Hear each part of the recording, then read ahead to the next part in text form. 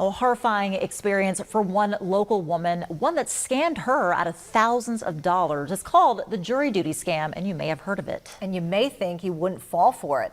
But I talked with one local woman who says the scammers know what they're doing and play on your fears. Now she wants to warn others on how sophisticated and believable scammers can be, so you too don't become a victim. Walk in this door over here, I just see my mom on the floor surrounded by $100 bills, so many $100 bills. Noelle Lane describes the moment she found her mother on the floor of the Shell gas station in front of a Bitcoin machine one August afternoon. My mom is visibly shaking and she demands that I put some $100 bills in the machine. And I'm like, this seems really weird. Her mother is this woman, Linda K. Simmons, who was in an absolute panic, thinking she was on the hook for thousands of dollars she was told she owed to the Franklin County Sheriff's Department. I don't know how else to say this. It felt like a form of mind control. A caller telling Linda what to do and how to do it so she wouldn't end up in jail. It all started with a phone call she received from a private number. She answered it because a good friend often calls her that way. Well, I know somebody that calls me on private number, and I thought it could have been important, so I picked it up. But it was the guy identifying himself as the Sheriff's Department. The male caller on the line said he had 2 felony warrants for her. When she asked the caller to verify who they were, the number changed.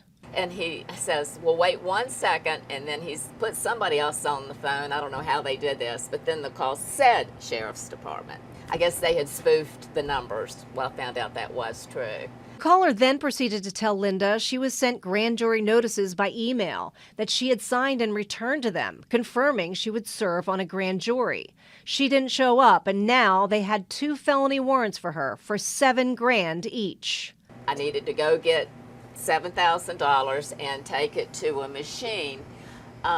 They never ever called it a Bitcoin machine. They said it was the only kind of machine that the governments would accept.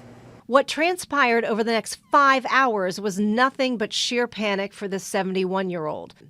Driving to the Bank of Bonitot, withdrawing the money needed, all while being told not to get off the phone.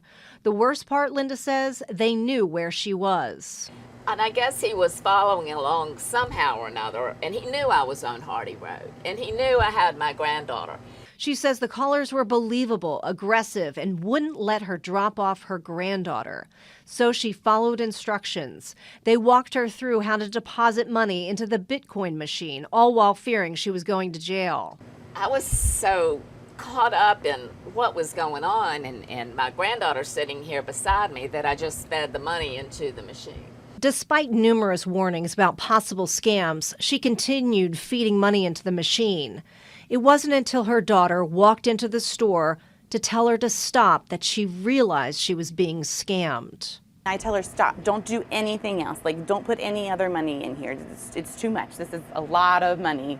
I think at that point it was $10,000. They called police and made a report, but not before thousands of dollars were deposited that Linda will never get back. Linda says she's now on a mission to educate others on what happened to her so they too don't fall victim. I'm not a rich woman, but it didn't kill me. But I've saved a lot of people that don't have the money by coming forward.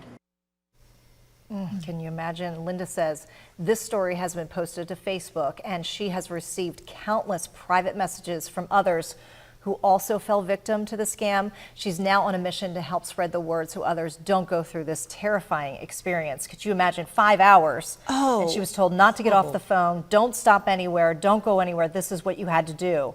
And she was just in an absolute panic that she was not thinking straight, not really paying attention to what was going on. I mean, you saw there were signs and warnings, but when you're in the heat of the moment, what did that gentleman say? He says, if you're thinking emotionally, then you're not thinking rationally. And that's exactly what happened to her. Right, because if she'd have had a minute to gather her bearings, think about it, but they were playing on her emotions, her fear, knowing where she was is so scary. And she had her grandchild with her too. Yeah, but I'm so brave of her to come forward. Right, absolutely.